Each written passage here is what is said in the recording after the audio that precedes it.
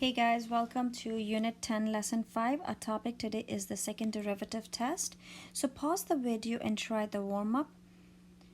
So the warm-up is giving us a graph of the derivative function. So it is not the original graph, it is the derivative graph. So going back to like particle motion, when we had the position versus the velocity graph, you had to read them differently. Same here. Your original graph and your derivative graph, they are read differently, and you will answer questions based on what is given to you. So again, anytime you're working with any question, always think about your reasons and justifications.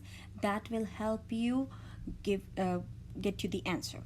So let's get started with part A. It says find all values of x at which f has a relative maximum. Justify your answer. Again, if what is when does a graph has a relative maximum? When your first derivative, let's write this down, relative maximum is when your first derivative goes from positive to negative. So if you're thinking that it's 0.5 and at 3 it is your maximum, you'll be wrong, because this is, remember, it's not the original graph, this is the derivative graph. Basically it is changing from, you look at points where it's changing from positive to negative, or where it's going from above the x-axis to below the x-axis. So it would be at 1.5, and then that's basically it. So it's at x equals 1.5, right? Because your slope was positive, or you were above the x-axis here, and then you're going below the x-axis. So the next one, it says find all values of x at which f has a relative minimum. So relative minimum happens when your derivative changes from negative to positive. So again, all you're saying is when it's going from below the axis to the, at what point is it changing from below the axis to above the axis, which is at x equals 2.5. So that's what it is. Find all intervals on which the graph of f is increasing. Again, increasing means where your first derivative is greater than 0. So here, this is the first derivative graph, so it's greater than 0 when it's above the x-axis. So it's above the x-axis from 0 to 1.5, and then it's above the x-axis from 2.5 to 3.5. Find all intervals on which the graph of f is decreasing. When it's below the x-axis, decreasing is again when your first derivative is negative. It's negative from 1.5 to 2.5.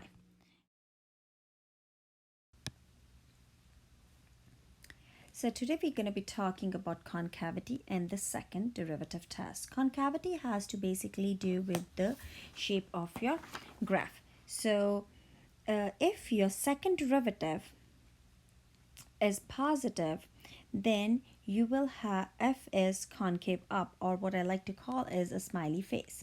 So when you have a smiley face from A to B, oops, up here, from A to B, let's say you have a smiley face.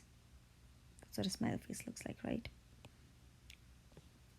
And that's your B, right? When you have a smiley face, you will end up having a relative min. So that's your relative min at C.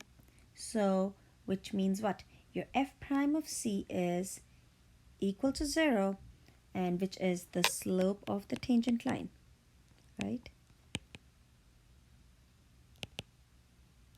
At C. And your second derivative is positive because we just said it's concave up, so it goes back and forth, and you will have a relative minimum because it is concave up. So now let's look at when your second derivative is negative. When your second derivative is negative, then f is concave down from A to B. So that's what it'll look like. So let's say this is A, this is B, and you will have a relative max at C, meaning that your first derivative at C, or the slope of the tangent line at C, would be equal to 0. and your second derivative is negative because because it's concave down, and you'll have a relative max at C.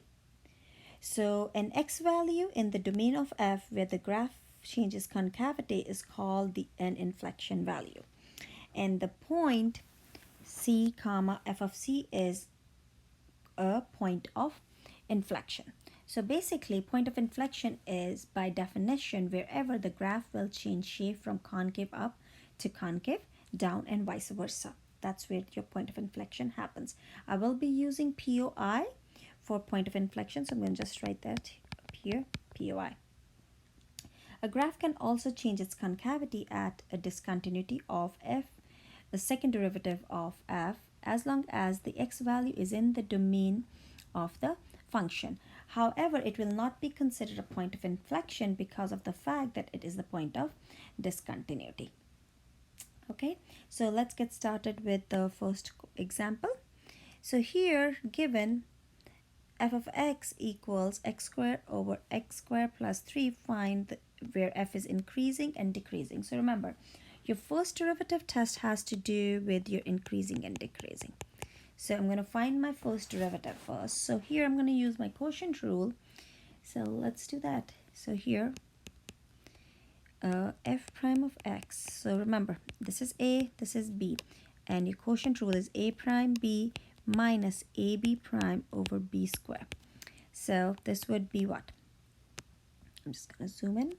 So my derivative of a is, or derivative of x squared is 2x times x squared plus 3 minus a, which is x squared, times derivative of denominator is also 2x because derivative of 3 is 0, over denominator square. So x squared plus 3 squared. So now I'm going to just simplify this numerator a little. What do I get if I simplify this? I get 2x to the third plus 6x minus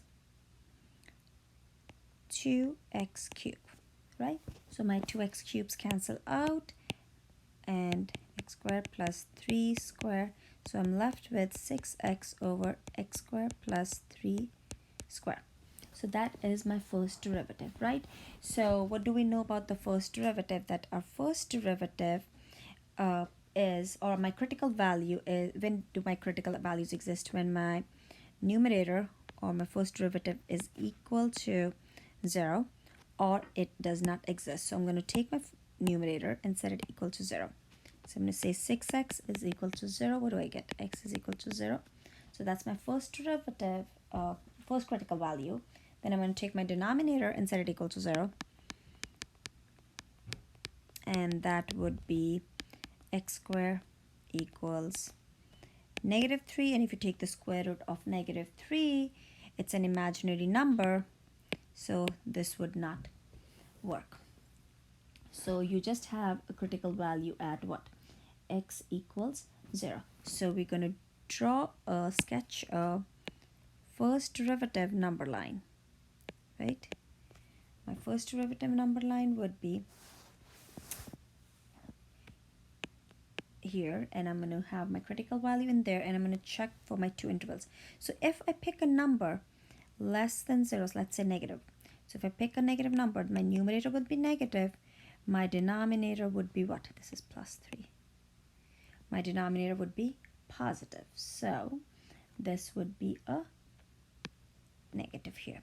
And if I pick a number greater than 0, my numerator will be positive, so will be my denominator, so it's positive here.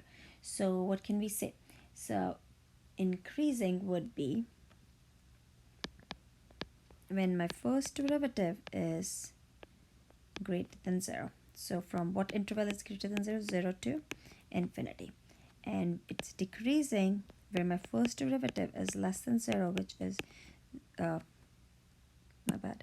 negative infinity. It's in this interval, so negative infinity to 0. Right? Now it's saying find your relative minimum and maximum points. So remember, your relative minimum and maximum again have to do with your first derivative. So Do we have a relative minimum? Relative minimum happens when your first derivative changes from negative to what? Positive. So that's happening at x equals 0. And relative max, there's no relative max happening, no relative max, because there is no point, no or critical value, I'm just going to write CV for that, where my first derivative changes from positive to negative, right? That's by definition of your relative max. Okay, so part 3. I'm going to actually zoom in so we can see this clearly. I would need my, just going to draw lines so that it's clear.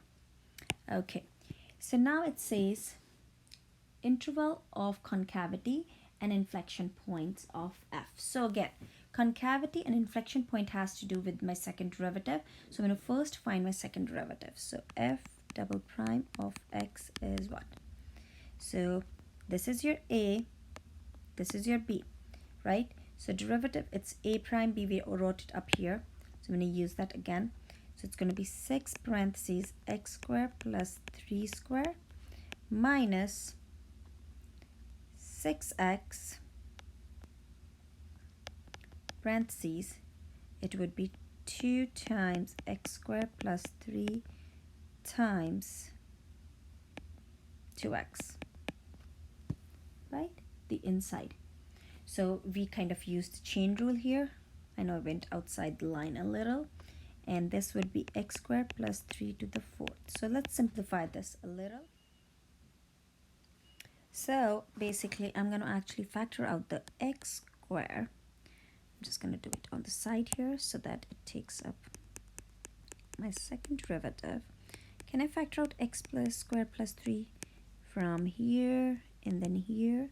And then what will happen is I'm left with just 6 times x squared plus 3 minus, and if I multiply this, this would be 6 times 2 is 12 times 2 is 24 x squared, because I factor out the x minus 3, and x squared plus 3 to the 4th.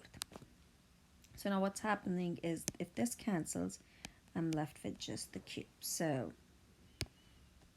I have my second derivative. Don't know if I change. This would be 6x squared plus 18 minus 24x squared over 6 over x squared plus 3 cubed.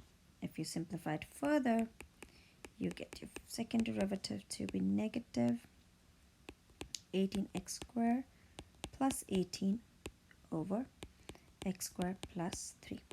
So now to get my second derivative number line, I have to set my numerator and my denominator equal to 0.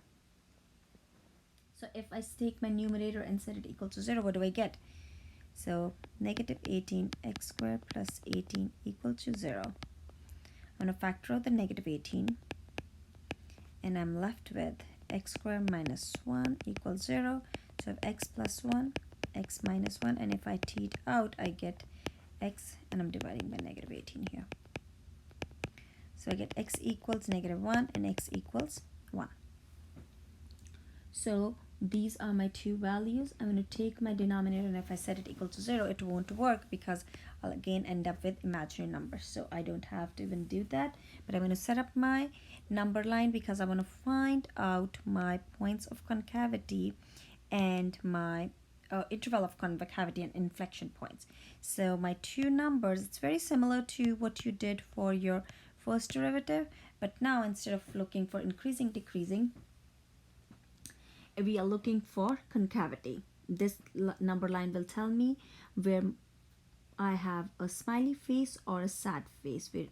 Okay, so let's look at that. So I'm going to put that here. I'm going to check from each interval, and when I'm checking, I'm going to go back to my second derivative equation here. So let's substitute in a negative number here. Let's say if I substitute in a negative number, I get a negative number in the numerator, and I get a positive number in the denominator. So this would be what? Negative. If I pick a number between -1 and 1, let's say 0, if I pick 0 in there, I do end up with a positive. And then if I pick a number greater than 1, let's say 2, I would end with the negative number in the numerator, and I will end with the positive. So negative divided by positive is negative. So that's what I get here. So now, how do I determine my interval of concavity? So when I'm going from negative to positive, I am going to have a concave down. So I'm for concave down here. And then in this interval, since it's positive, I'm going to have concave up.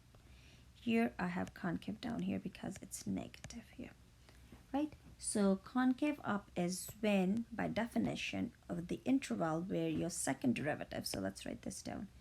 Concave up is when your second derivative is positive. It's positive in the interval from what? -1 to 1. Concave down. Again, go with your justifications first. Is when your second derivative is negative, which is over two intervals, so -infinity to -1 and 1 to infinity. That's what it is. And what else do we need to find? The points of inflection. The points of inflection occur when the second derivative changes sign. So second derivative is changing sign at -1 and 1. So I'm going to write that here. Points of inflection occur at x equals -1 and 1. So that's basically how I use the second derivative test to find out my concavity and my inflection, or points of inflection. So find the interval of concavity and inflection points of g of x. So again, we start with our first derivative. Can I rewrite this as g of x equals x minus 3 to the -1? You can use the quotient rule also, but this would be so much easier and faster, so I would rather do this. So my first derivative would be -1 x minus 3 to the -2 times the derivative of the inside, which is just 1, right? So, and I'm going to just simplify that, and I will get what? Oh, it's just asking me for intervals of concavity and inflection points. So I don't even need to simplify the first derivative because I need to find my second derivative. Because intervals of concavity and inflection points have to do with the second derivative. So here I am going to do my power rule first. So it'll be 2 parentheses x minus 3 to the -3 times just 1. So if I simplify it, I'm going to set it equal to 2 over x minus 3 cubed. So that's what I get. So if I set my numerator equal to 0, 2 is never equal to 0. So I really can't work with it. So now I'm going to set my denominator equal to 0. So x minus 3 cubed equals 0. Solve for x. I get x. First you cube root it. And I cube root both sides. These cancel and I have x minus 3 equals 0. So I got x equals 3. So now that's not automatically your point of inflection. You need to check if the sign change is happening or not. So I need to make my second derivative number line to figure that out, whether this is at 3, is it a point of inflection or not. So I'm going to place 3 right here. And now I need to again pick a number from each interval and determine whether it is the point of inflection or not. And concavity, right? So here if I pick a number less than 3, let's say 2. So if I pick 2, I end up with, I have positive in the numerator, I have a negative in the denominator. So this would be what? Negative. If I pick a number greater than 3, which is 4, the numerator is always going to be positive. The denominator will also be positive. So yes, so here in this interval, I'm going to have a frowny face, and here I'm going to have a happy face, right? So concave down is where? Over which interval? Wherever, again, go with your definition. Concave down is when your second derivative is negative over that interval, which is from negative infinity to 3. Concave up, oh, this is a g function, so I'm going to write g double prime. Concave up is when your second derivative is positive, which is happening over what interval? From 3 to infinity. And then we need to check whether 3 is the point of inflection or not. So be very careful here. If I pick 3 to be point of inflection, check here. If I go to my original function, what happens if I substitute 3 in here?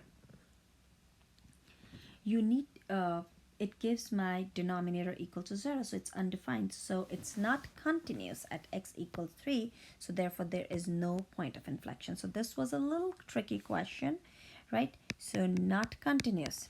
So not only did the sign change happen, so we can write here, check for sign change and continuity. You must always check for continuity, right? Especially when we're working with fractions, what makes it undefined. So we don't have a point of inflection, so let's say not continuous at x equals 3, therefore no point of inflection. And that's basically it. So finish up the remaining